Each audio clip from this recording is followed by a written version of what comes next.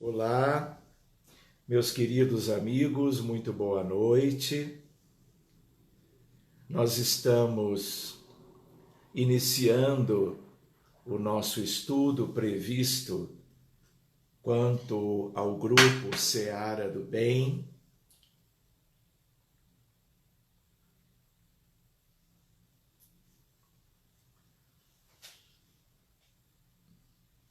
Tudo bem, meus amigos? Débora presente?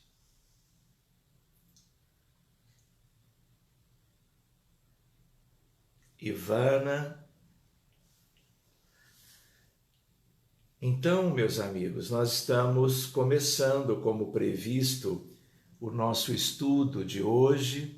Eu queria agradecer a presença de todos vocês. É uma alegria para mim voltar a encontrá-los dessa forma, claro, diferente, que todos vocês possam estar ou em seus lares, nos seus melhores ambientes, que nós possamos ter uma reunião bem proveitosa. E o nosso tema da noite de hoje é exatamente de nós podermos conversar sobre como manter o equilíbrio mental em tempos de confinamento, em termos de pandemia. Nós vamos fazer então com vocês, se vocês me permitam, uma breve oração, porque o nosso estudo é espírita e nós vamos mantendo o nosso hábito de iniciar qualquer atividade com uma oração. Nós vamos carinhosamente elevando os nossos pensamentos a Deus e a Jesus, agradecendo-lhes a oportunidade da vida, o fato de sermos amigos e companheiros de trabalho uns dos outros e de podermos nos reunir assim em torno de um tema que nos possa ser útil nestes dias diferentes que o planeta inteiro está vivendo e nós também. Que os protetores espirituais de cada um, os nossos anjos de guarda, tanto quanto aqueles que dirigem as atividades do Seara do Bem, dos grupos outros também envolvidos na tarefa, que a espiritualidade essa possa abençoar a todos, proteger a todos, suas famílias, os amigos todos da instituição, mesmo aqueles que possam não estar presentes agora conosco, que este amor possa multiplicar-se a favor de todas as pessoas, de todos os irmãos e amigos, não apenas durante esta hora de estudo, mas no decorrer dos dias e semanas, de tal sorte que muitos benefícios sejam promovidos para todos. E como vocês estão nos Estados Unidos da América, que aqueles espíritos notáveis, bondosos, relacionados à história do país, também estejam trabalhando a favor dos doentes, daqueles que estão enlutados, sofrendo essas dificuldades todas do presente. E como eu estou no Brasil, em que as dificuldades também são imensas, que os espíritos protetores em nome de Jesus estejam sempre operosos e aproveitando o nosso encontro de hoje para estarem multiplicando as bênçãos que beneficiem todas as famílias de um dos países e do outro também. Muito obrigado a todos e que assim seja. Muito bem.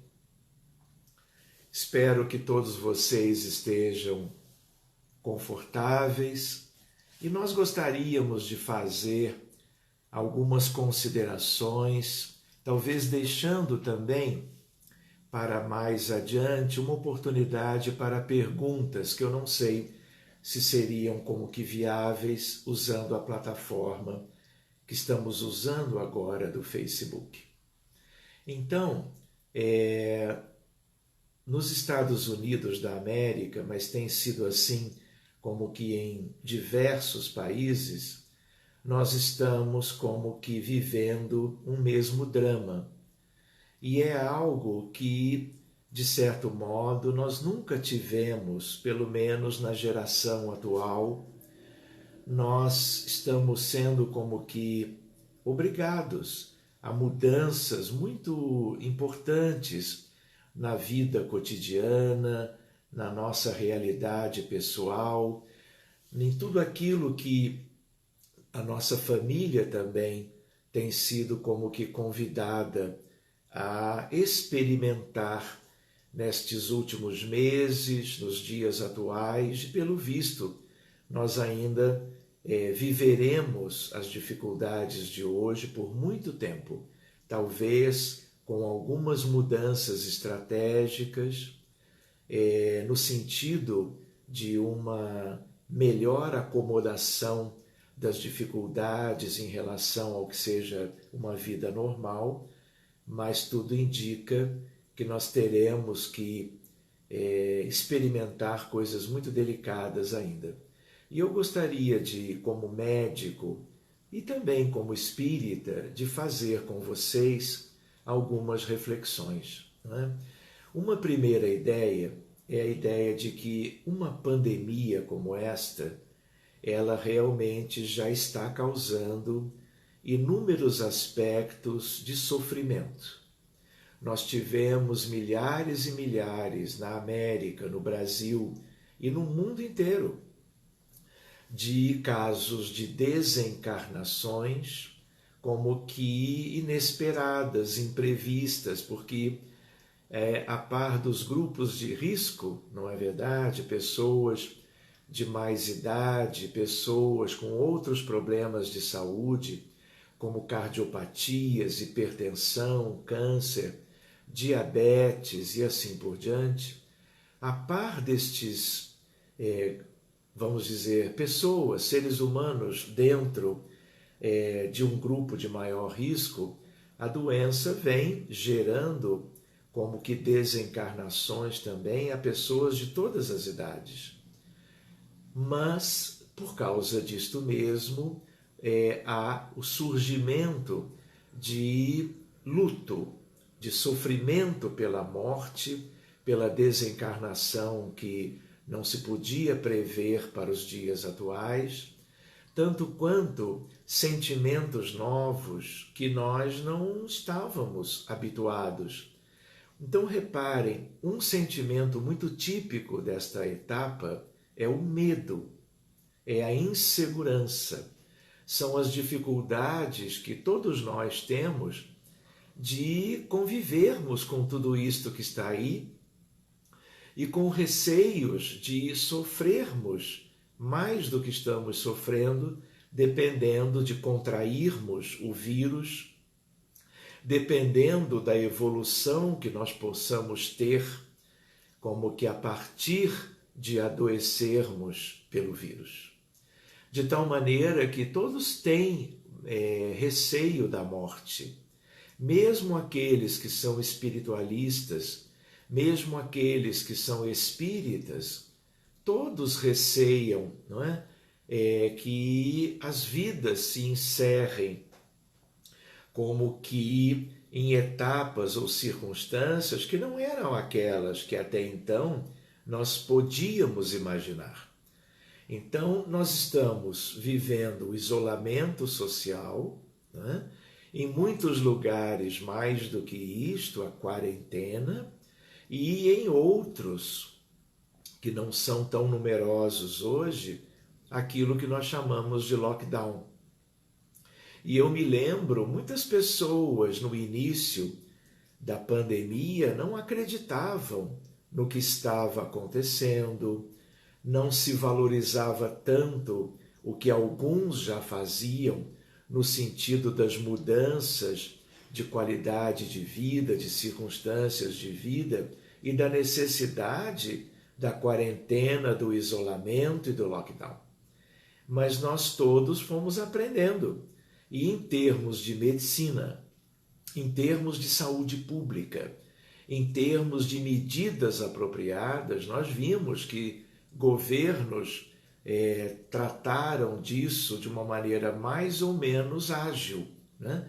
E as consequências foram como que se desdobrando, se multiplicando e gerando, portanto, inúmeras questões bem difíceis para cada indivíduo de qualquer idade, para cada grupo familiar e, como todos vocês são testemunhas, para instituições de todo tipo. A família humana, da parentela corporal especialmente, é uma instituição, né? Célula viva da sociedade. Mas o mundo inteiro está vivendo consequências. Parece que a Terra, que girava numa certa velocidade, ela está como que parando, né? Ou como que vivendo a vida de um modo geral, fazendo analogia com a rotação da Terra, numa velocidade completamente diferente, e é uma experiência coletiva jamais vivida por esta geração. Nós temos notícias de peste negra ou peste bubônica, peste negra na Europa, lá há mais ou menos 5 séculos atrás, milhões de mortos na Europa, numa época, inclusive, que a população mundial era muito menor. A população europeia, claro, também, né? E uma boa parte da vida humana foi ceifada por aquela como que chamada de peste negra da Europa. Muito tempo depois, há mais ou menos 100 anos atrás, nós tivemos a chamada gripe espanhola, e aí a tragédia foi ainda mais significativa. E aí tivemos milhões e milhões de famílias destruídas pela morte de vários dos seus integrantes e, em geral, aqueles que sobreviveram não tiveram sequelas físicas, mas tiveram sequelas morais, emocionais e assim por diante. Então, a experiência anterior foi em outro momento, em outras condições da vida humana. Mas tudo que foi lembrança daqueles tempos, tudo que está nos registros da história, também repercutem na nossa maneira pessoal e coletiva de enfrentarmos a questão do novo coronavírus, do Covid-19 ou desta pandemia que tem um caráter altamente hostil no sentido de provocar morte coletiva, né, de um número enorme de pessoas e as consequências de tudo isso também depois na questão da economia, na questão da atividade laboral, na questão da vida de um modo geral. Então, meus amigos, por todo esse conjunto e porque nós também não temos vacina para este vírus, não existe nenhum tratamento razoável para deter a doença quando ela já está ocupando o seu espaço no corpo físico, no ser humano que está enfermo. Não adianta nós nos animarmos com medicamentos A, B ou C, que certos governantes acharam que era válido de estimular a venda, o uso e assim por diante. Até hoje, com toda a medicina do mundo de altíssimo nível, Vide Organização Mundial de Saúde se debruçando em busca de elementos terapêuticos. Até hoje nós não temos absolutamente nada em mãos. Temos perspectivas de vacina? Temos, mas tudo isso é a médio prazo, tanto quanto eventualmente a descoberta de um medicamento que possa ser útil, né? Até agora nós não temos. Então, todo esse conjunto vem como que causando um peso para a mente humana, que se vê defrontada com toda uma insegurança diante dos desafios da pandemia. Então, a espiritualidade já nos deixou como que muito claro que esta pandemia ela tem a ver com os processos evolutivos cíclicos da humanidade. Mas nós não podemos esquecer também que nós temos na Terra, ou temos um planeta e a vida humana aqui, caracteristicamente um mundo semi-primitivo. Nós chamamos, pela doutrina espírita, de mundo de provas e expiações, não é verdade? Mas eu preciso comentar com vocês, talvez muitos de vocês entendam e saibam, até melhor do que eu, que nós, mesmo espíritas, mesmo com a experiência mediúnica de estarmos sondando, perscrutando a realidade espiritual da Terra, quando nós nos propomos a ajudar em casos mais delicados, médicos mais graves, no campo da doença clínica, no campo da doença mental, a mediunidade é uma ferramenta de uma escola para nós entendermos a realidade. Nós temos a base kardeciana, que foi adiante em inúmeros aspectos, mas quem foi mais adiante, a nosso ver, foi a obra de André Luiz. Os livros da série, que começam com o Nosso Lar, seguem com os mensageiros, missionários da luz e vão lá até e a vida continua. E ali nós vamos aprendendo, pela mediunidade de Francisco Cândido Xavier, muito mais sobre como é a vida do outro lado e que mundo é esse, na verdade. Se nós fizermos um inventário da história humana, nós vamos nos dar conta que nós estamos muito mais, ou estivemos, dentro de uma perspectiva de primitividade do que propriamente de expiações e provas, que, claro, fazem parte do contexto, e estamos ainda muito distantes até de uma ideia de aurora da regeneração, que é a etapa seguinte e que vai nos ocupar por muito tempo, talvez milênios incontáveis, até que completemos o processo da regeneração. Então, é importante nós lembrarmos, por exemplo, que temos 5.000 anos de história registrada na escrita.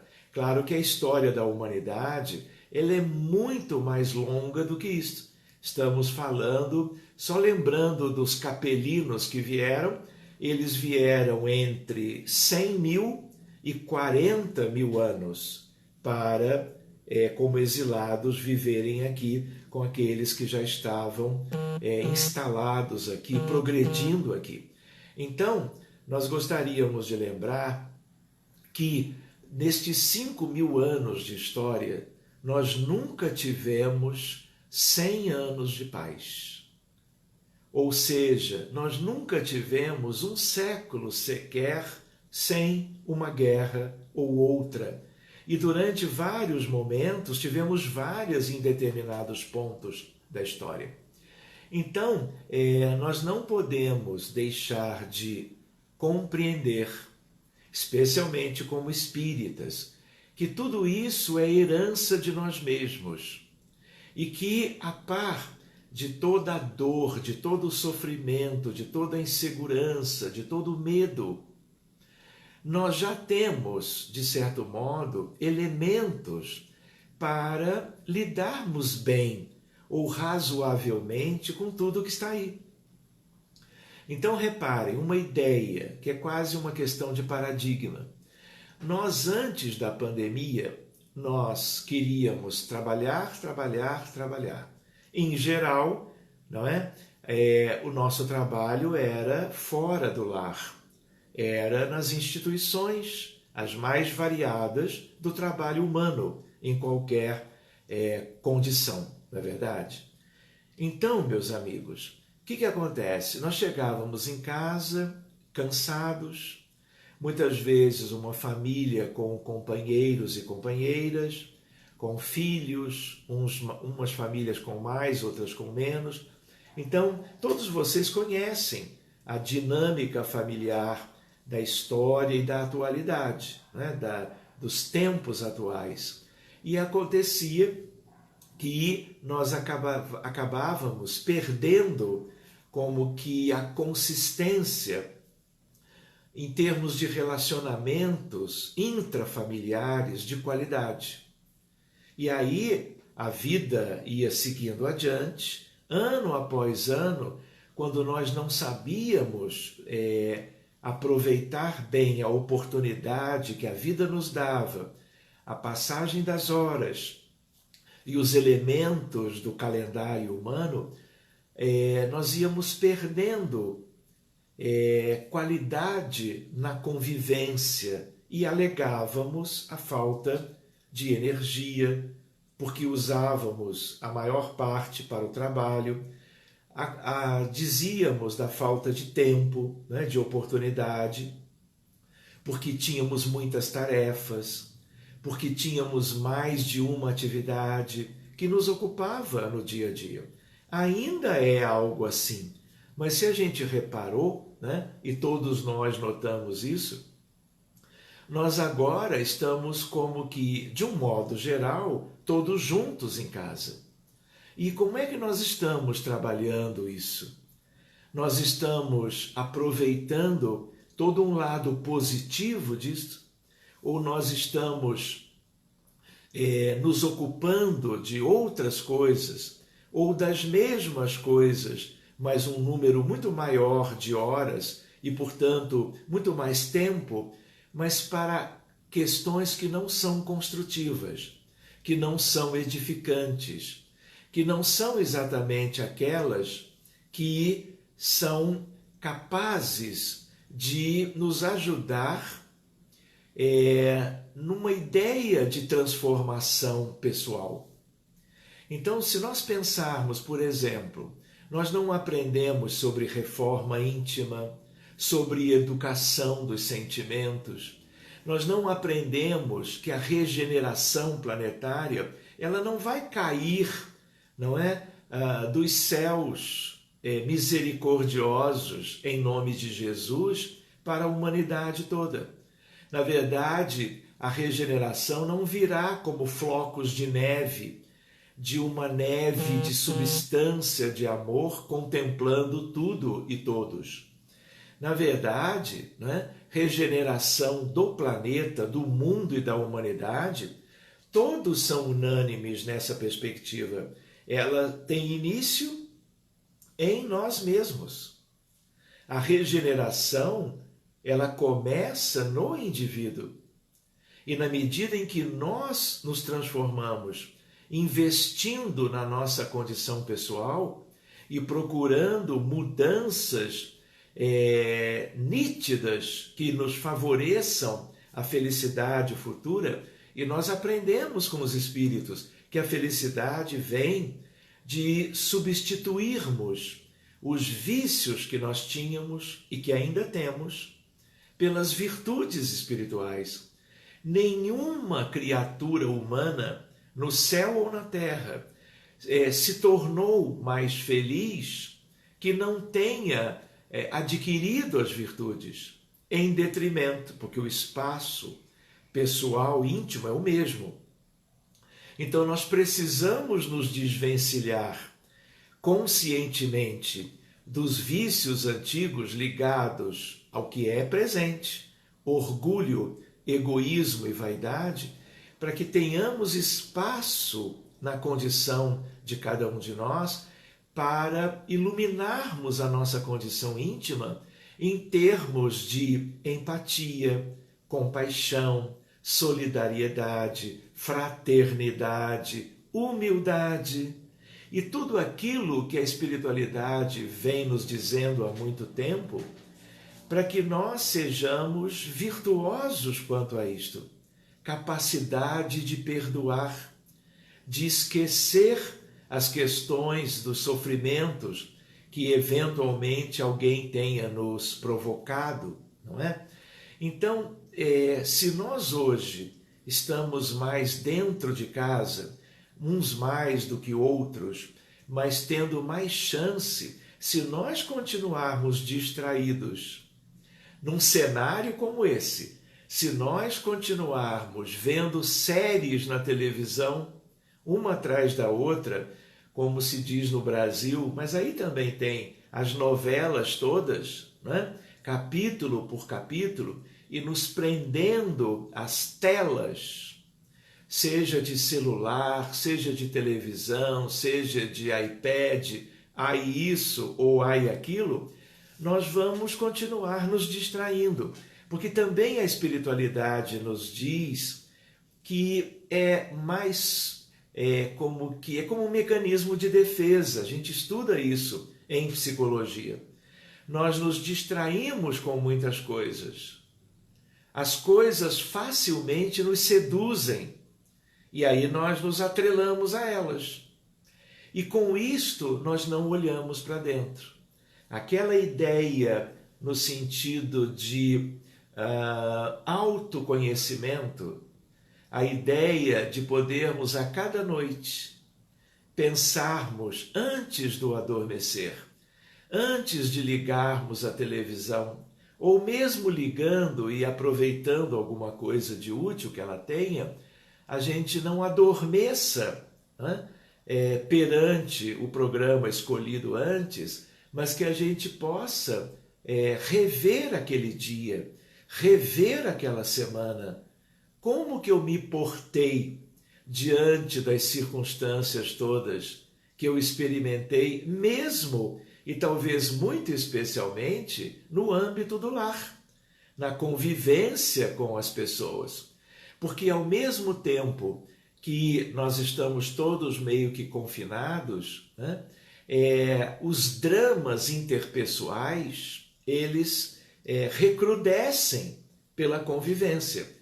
Se nós não sabemos valorizar as oportunidades, se nós não sabemos administrar as questões que surjam, porque estamos agora todos no mesmo lar, na mesma condição de casa, de apartamento, tendo dificuldades que já existiam e, diante do recrudescimento e da intensificação, nós termos dificuldades para nos colocarmos diante desse novo cenário com essa perspectiva de vivermos de um modo diferente. Então, reparem,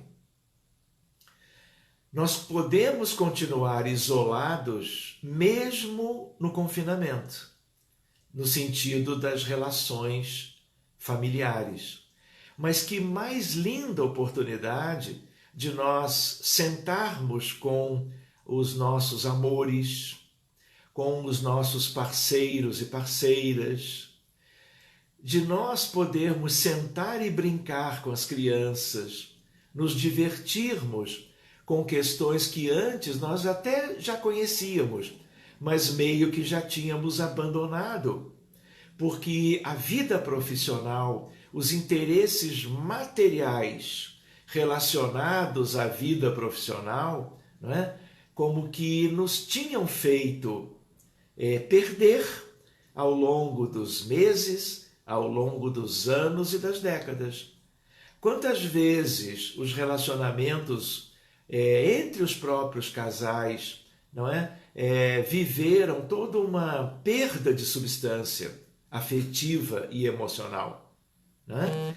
Então, ao mesmo tempo que nós poderíamos imaginar que estamos sendo obrigados a estarmos no mesmo ambiente, por que não aproveitar isso para duas questões fundamentais? A primeira é a introspecção.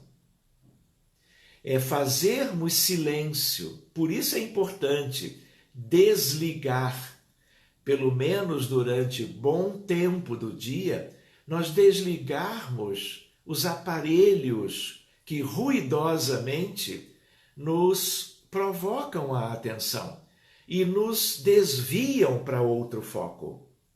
Porque o foco principal vai ser aquele que nós escolhermos.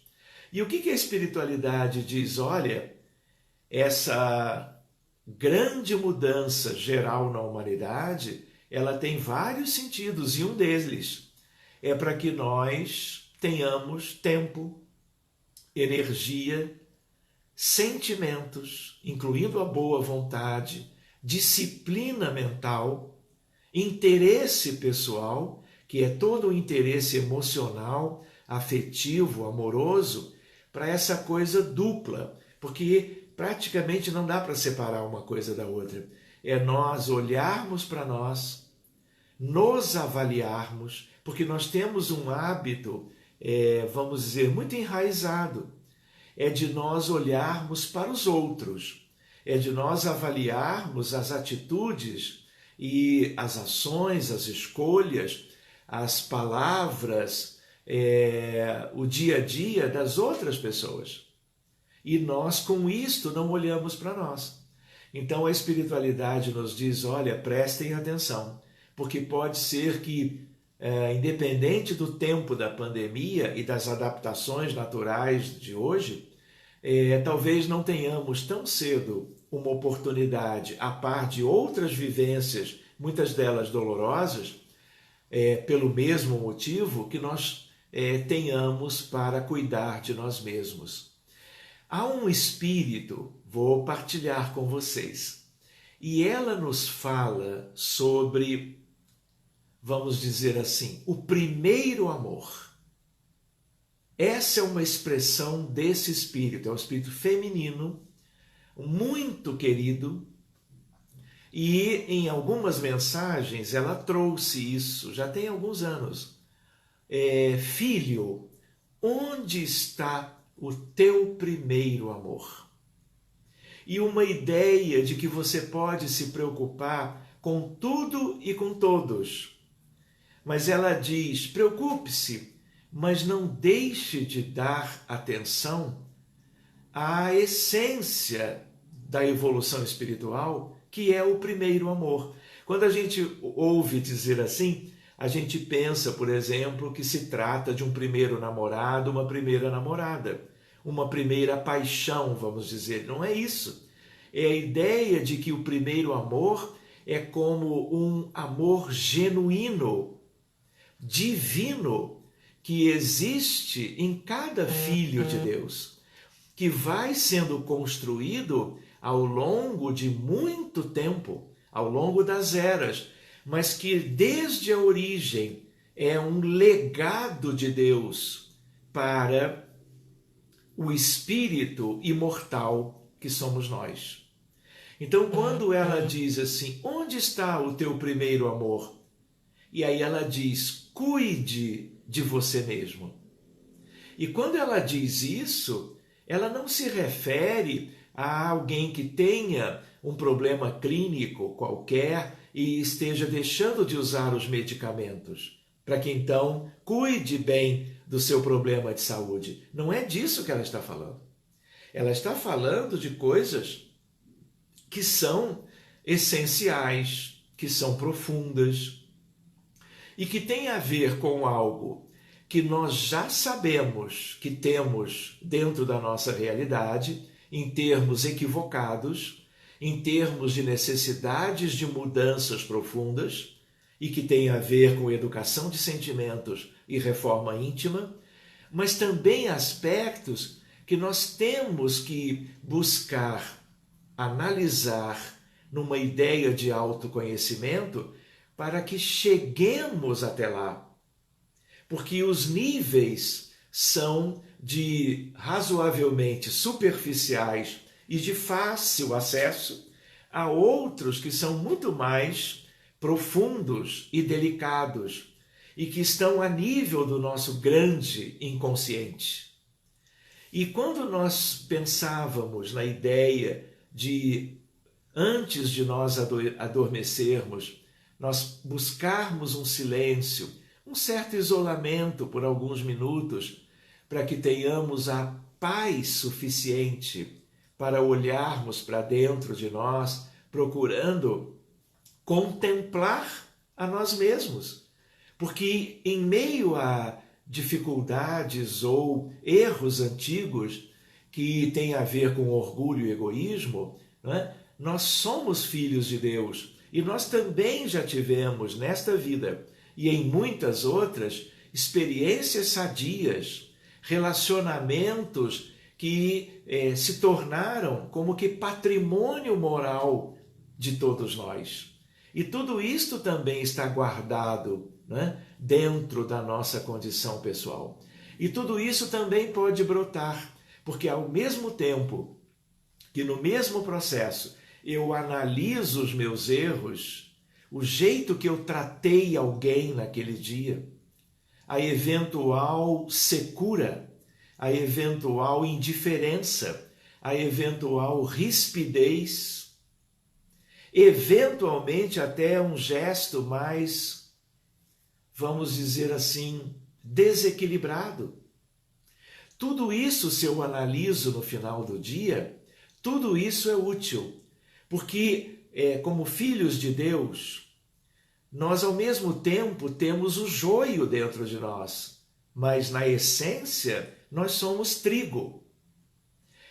A voz de Deus está na consciência de todos. Allan Kardec nos contemplou com esta ideia: as leis de Deus estão na consciência de todos os filhos de Deus, não é verdade?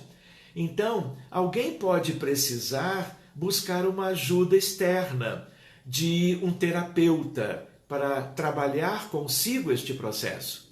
Tem sido assim há 1,5 séculos na história da psicologia e da psiquiatria, né? Até aquelas dos dias atuais. Mas, eventualmente, havendo disposição, boa vontade, esse amor de que nos fala essa entidade querida, que eu recordo agora, sobre o primeiro amor, mesmo que isso não brote na primeira ocasião, na segunda ocasião, tudo isto vai surgir dependendo do investimento que nós fizermos para isto. Então, essa é uma questão linda para nós. Olha, vocês precisarão ficar em casa. Vocês não terão outra opção.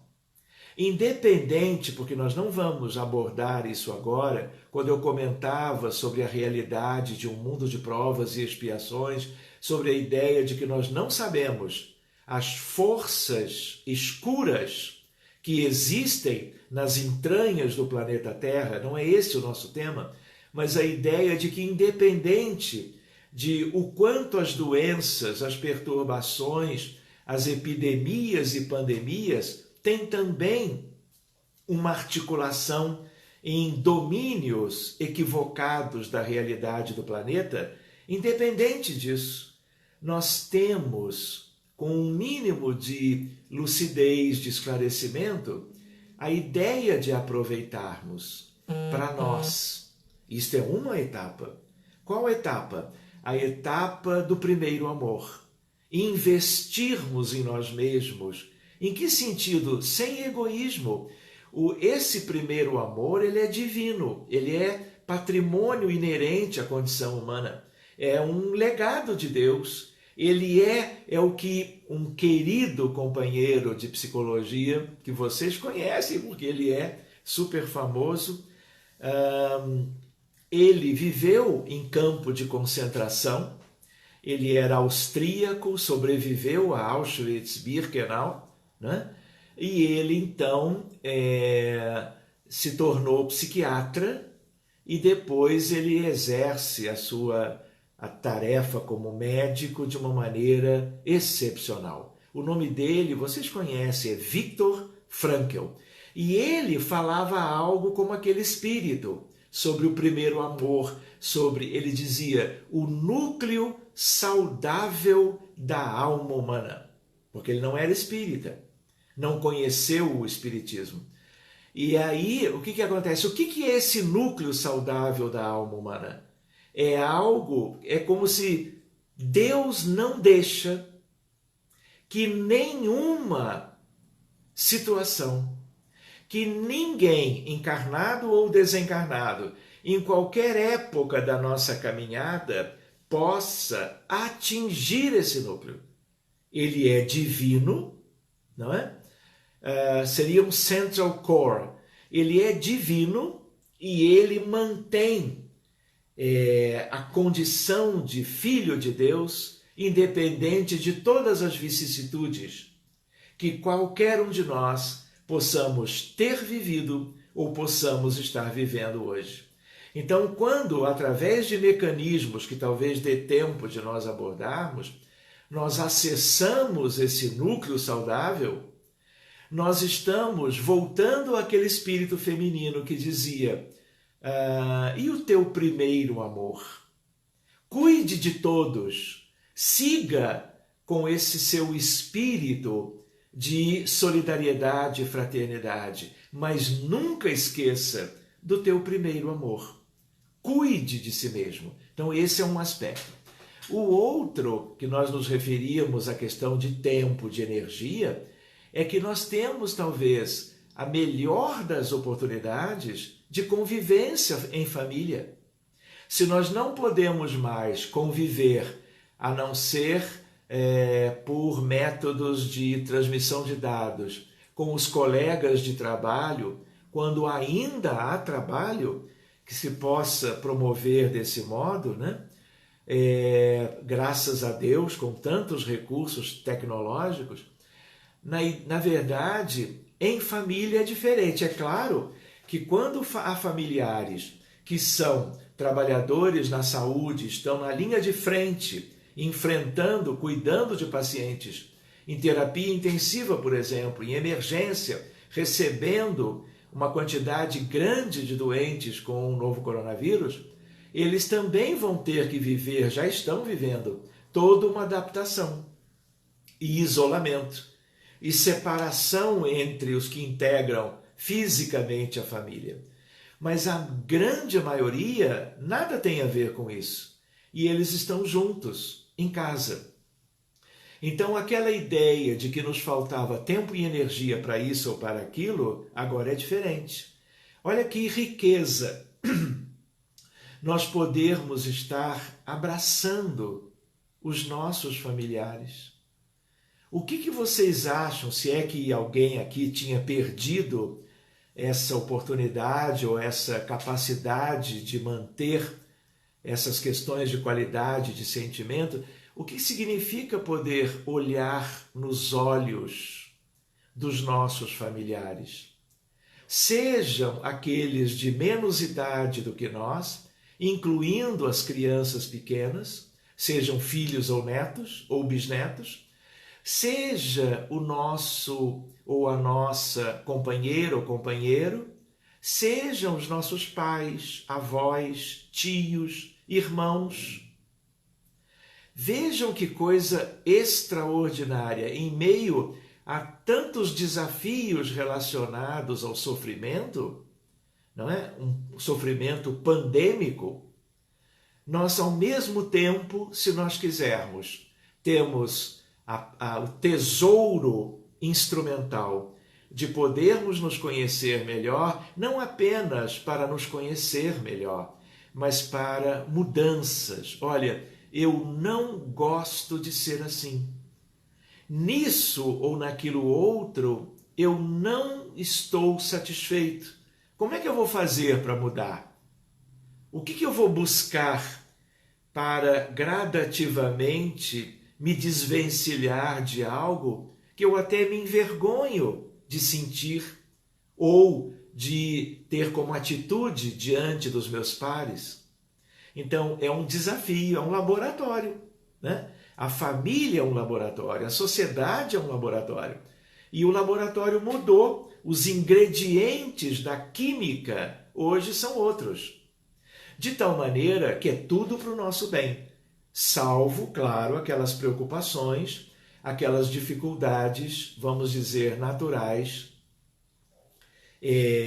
ligadas à doença, ao hospital e à desencarnação, sem que se podia imaginar isso antes. Então eu gostaria de lembrar o aspecto no sentido de o grande incentivo de uma espiritualidade outra, luminosa, próspera, feliz, eu diria até angelical, procurando nos chamar a atenção. Olha, aproveitem, porque pode ser que não dure para sempre. O que é preciso que dure para sempre? Não essa história das dificuldades atuais, mas tudo aquilo que nós conseguirmos avançar, tudo aquilo que nós prosperarmos em parâmetros de vida eterna, tudo aquilo que seja consoante às lições do Evangelho de Jesus, Mateus, Marcos, Lucas e João, não apenas os evangelhos, mas o Novo Testamento como um todo, Paulo de Tarso,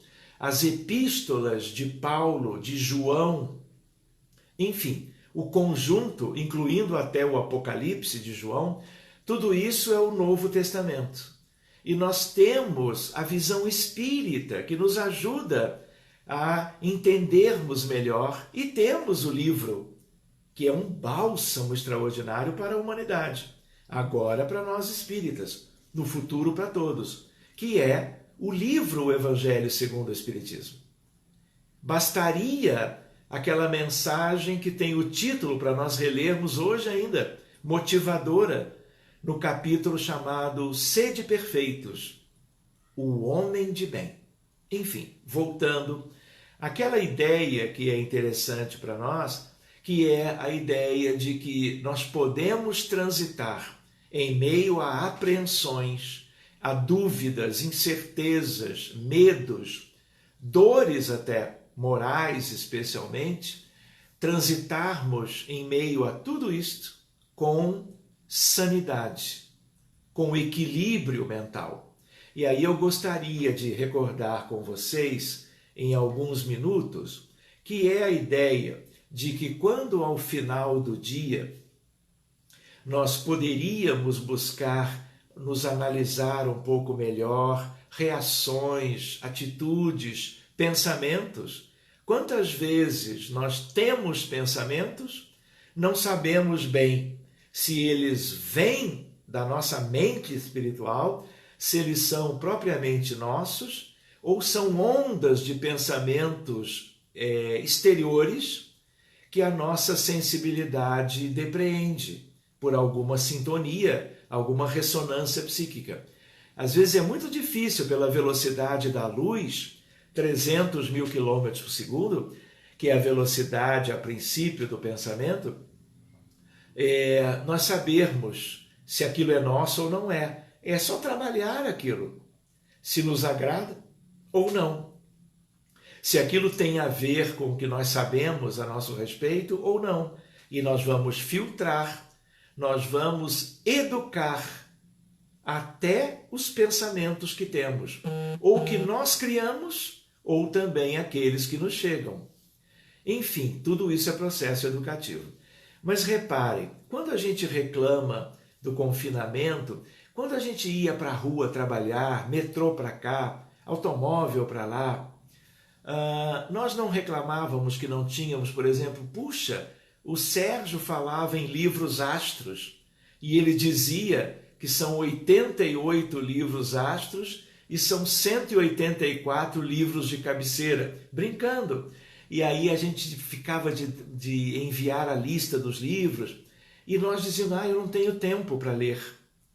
E aí a literatura espírita, que é vasta, não que a gente deva ler de tudo, porque já não há mais tempo a se perder também, mas a ideia de reler Kardec, conhecer a Revista Espírita, conhecer a codificação como um todo, não apenas o Pentateuco kardeciano, nós podermos conhecer de perto, agora com mais tempo, lendo em boa companhia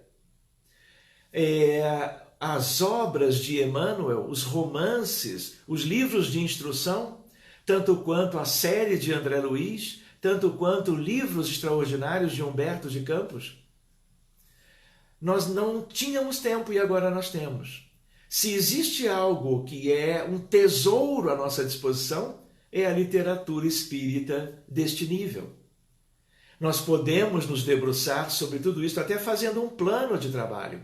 Mais do que isto, nós também nos lembramos do culto do Evangelho no lar, que nós podemos fazer sozinhos, se estamos sozinhos, podemos convidar quem nós quisermos, e se antes era um corre-corre, agora o culto pode ser feito de uma maneira assim menos formal, prece de abertura, leitura edificante, evangelho aberto, água fluidificada, prece de encerramento, mas a chance de diálogo.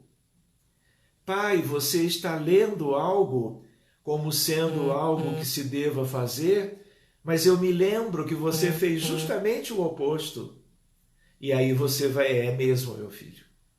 Eu não devia ter agido assim. E nós estamos em torno do Evangelho segundo o Espiritismo exatamente com a perspectiva de transformação. Também. Outra ideia que eu acho que vale a pena como uma semente de motivação é a importância da prece. Hoje é um tema de um estudo futuro nosso. Prece e medicina. Oração à beira do leito, agindo no consultório, na enfermaria com doentes muito graves.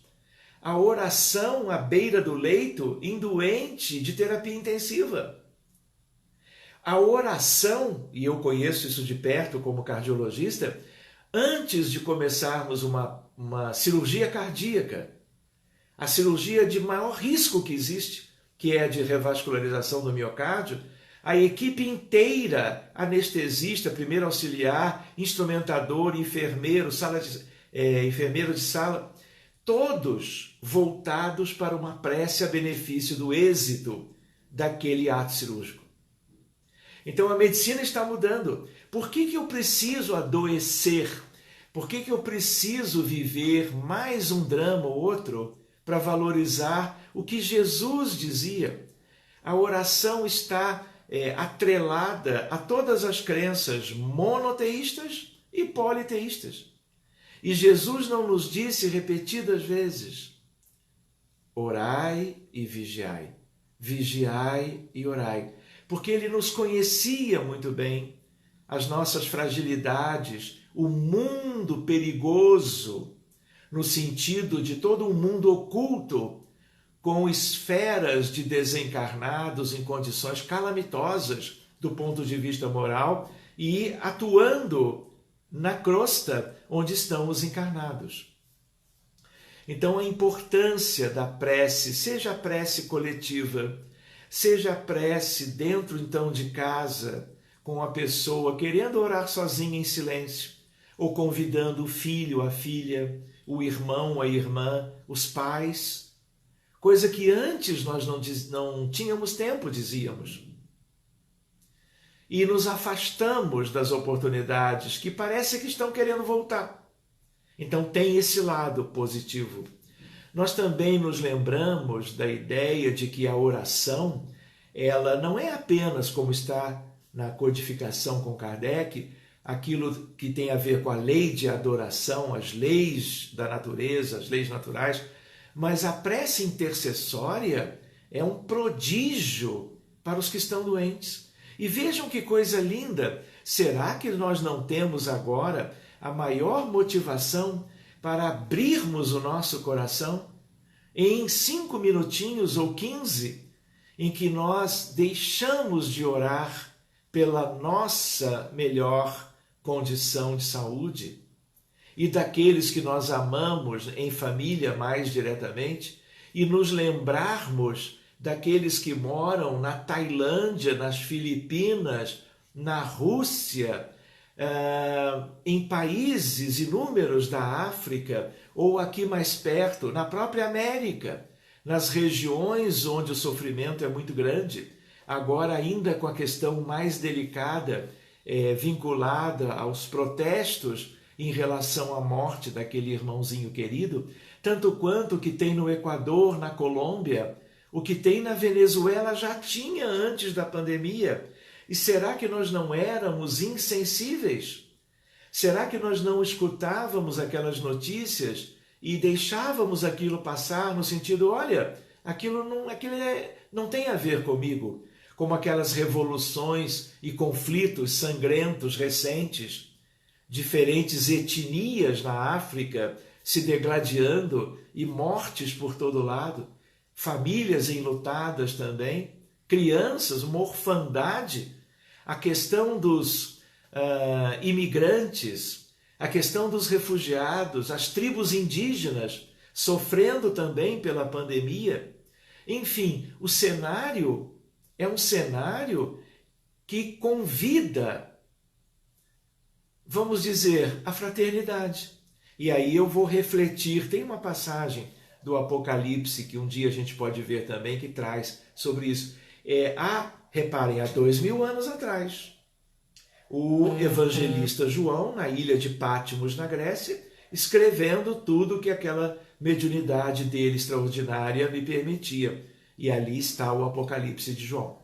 E ali ele traz uma noção que é mais ou menos assim, olha, vai existir uma época em que os maus, os ímpios, surgem-se mais, mas, à mesma época, os dignos dignifiquem-se mais e os santos santifiquem-se mais.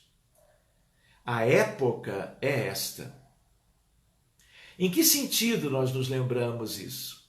Se nós estamos, aos poucos, nos vinculando numa sintonia mental com os espíritos mais preparados, que querem o bem nosso, o progresso geral da humanidade, nós já sabemos muitas coisas que a doutrina espírita nos ensinou, no sentido de, olha, isso serve, isso não serve.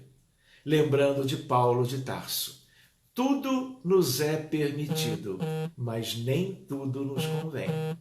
Então, essa fase, ela é muito propícia para nós. Outra ideia, para talvez terminarmos. Reparem uma questão. Se a oração faz parte da medicina, a gente pode um dia desdobrar esse entendimento, o perdão também faz. Porque o perdão é algo extraordinário no sentido terapêutico. Podemos examinar isso de perto no futuro. Outra ideia é religiosidade e espiritualidade em medicina. É outro tema. Isso tem a ver com depressão, no sentido de uma imensa pandemia da depressão já de décadas, e a ideia de que religiosidade e espiritualidade têm uma função preventiva quanto à depressão. Mas mais do que isso, já existindo a depressão, a questão propriamente da religiosidade e espiritualidade, a gente estuda isso em medicina, é algo terapêutico, que tem um efeito belíssimo, muitas vezes muito mais consistente do que o uso dos antidepressivos. E por último, eu gostaria de lembrar a importância da gratidão. Alguém poderia dizer, mas eu vou agradecer o quê? Se está tudo, eu brinco com a palavra, pandemia e pandemônio, né? Elas têm algumas coisas em comum, mas não é verdade que o mundo está um pouco mais do que antes, meio que de cabeça para baixo? Num certo sentido, figurado. Pois bem, a ideia de que estamos vivos, a ideia de que estamos, na maioria, com as nossas famílias íntegras, a nossa capacidade de trabalho preservada, esperando uma nova fase para voltarmos à faina daquilo que nós escolhemos como profissão na vida, e às vezes não é nem profissão. Quantas pessoas trabalham desde sempre nos lares e sustentam a família, sustentam a sociedade, não é verdade? Sem uma escolaridade mais universitária, por exemplo, sem doutorado, mas que tem uma amorosidade, tem uma condição moral e que sustentam o mundo. Mas a ideia qual é? A ideia de termos motivos de gratidão a Deus. E aí eu lembro com vocês, terapêutica. Se eu pego, só para finalizar, me perdoe avançar um pouquinho, ressonância nuclear magnética funcional. E eu coloco a pessoa dentro do equipamento, e a pessoa, por uma recomendação, ela vai pensando em termos de gratidão às pessoas, aos familiares, ao chefe no trabalho, ao colega que ajudou nisso ou naquilo. Se ela, no final do dia, o experimento mostrou isso, ela arrola 3 momentos do dia em que esses momentos iam passar desapercebidos. A pessoa ia ver novela, ia mal se despedir dos familiares, adormecer e já era o outro dia para a nova etapa de trabalho. E a ideia, portanto, qual é? Antes de dormir, não tenha presse, se possível, se lembrar, se tiver motivação, se tiver entendimento. Além disso, pega uma folha de papel. E com essa folha de papel você lembra, puxa, eu precisei daquele ingrediente. É uma coisa simples, no início é um pouco mais difícil, depois flui com mais rapidez. A pessoa te deu o ingrediente que você precisava para fazer o prato que você queria fazer para você e para a família. Ou, por exemplo, você ainda estava no trânsito e você querendo chegar rápido em algum lugar, a pessoa te cede o lugar, em vez de disputar o lugar com você, né? Aí você lembra, poxa, eu abri a janela para agradecer, né? Que ela me deu a vez, ela ficou retida no sinal, né? E eu consegui ir adiante e chegar a tempo. Então, o abraço carinhoso, o encontro do olhar, os momentos de maior afetividade, a possibilidade de você estar com os seus filhos brincando de Lego, ou brincando daquilo que a tua condição permite que você tenha com elas dentro de casa. Quantas coisas nós temos que agradecer? Quando nós agradecemos, o cérebro se ilumina. Determinadas regiões, que são algumas corticais e algumas subcorticais, elas se colorem e se iluminam. E aí o que acontece? A liberação do hormônio do amor, que é a ocitocina. E outros hormônios, como serotonina, dopamina, ácido gama-aminobutírico e outros. E toda essa, entre aspas, tempestade neuroquímica cerebral, aquilo tudo vai pela circulação e vai contemplar todas as células. E aquilo traz saúde. Então repara, é um paradigma novo, é um paradigma mente, corpo, espírito e matéria, que chegou já há décadas e que cada vez nós estudamos mais. E eu diria, nós precisamos conversar sobre isso tudo. Então, essa é uma temática, não é? Como manter o equilíbrio, não é? Psicológico, mental, durante a pandemia, ele é amplo. E a gente, durante esses minutinhos, a gente apenas quis fazer algumas lembranças e dividi-las com vocês. Como agora aqui já são 9 e pouquinho, aí já deve ser, portanto, 8:05, talvez passando um minutinho. Se não me falha a memória, eu combinei que ficaríamos juntos por 1 hora. É verdade?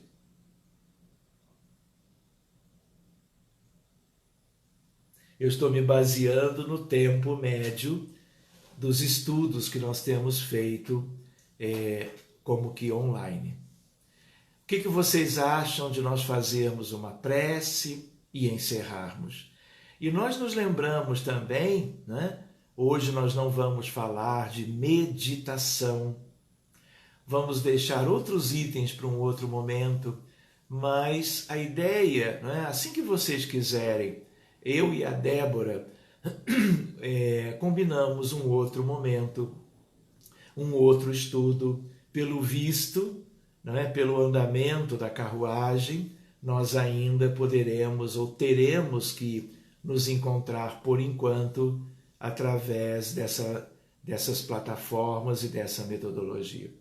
Queria até lembrar, não é, que se não fosse o que é a nossa realidade, nós já teríamos estado juntos, né, numa atividade presencial dias atrás, semanas atrás, quando estaríamos visitando a região de Nova York, de New Jersey e de outras, como Massachusetts e outros grupos queridos.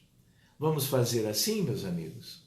De qualquer maneira, como nós devemos nos encontrar mais adiante, anotem as questões suscitadas pelo estudo de hoje, para que vocês tenham numa folha de papel, e aí nós podemos fazer um debate, um diálogo a partir de todas elas, com muito carinho e, aliás, com muita gratidão a todos vocês que estão como que juntos na noite de hoje.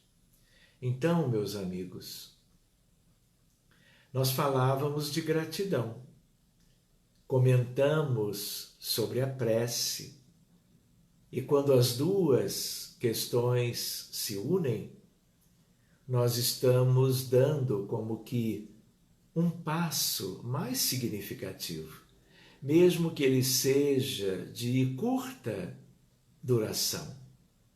Em breves instantes, podermos estar nos sentindo solidários, amigos uns dos outros, agindo fraternalmente, restabelecendo como que esses vínculos familiares e espirituais e, ao mesmo tempo, elevando todos juntos a Deus, nosso Pai, ao divino e querido Mestre Jesus, o caminho, a verdade e a vida, como Ele mesmo nos ensinou sobre si. Ele, o pastor de todas as ovelhas do imenso rebanho terreno. Que toda a espiritualidade que nos envolve agora, nitidamente, eles sintam a nossa gratidão, porque, de certo modo, venceram resistências naturais e agora nós tivemos com eles mais uma oportunidade para estarmos consolidando estes vínculos de amizade em torno da doutrina espírita, de um estudo qualquer que pudesse nos motivar para vivermos esse momento diferente de forma serena, confiando nos desígnios de Deus, não apenas para nós, obviamente, para a humanidade inteira. Meus amigos queridos, tenham uma bela noite, aproveitem todas essas oportunidades e que possamos nos encontrar em breve, assim que possível. Um forte e querido abraço em todos vocês. Muito obrigado e boa noite.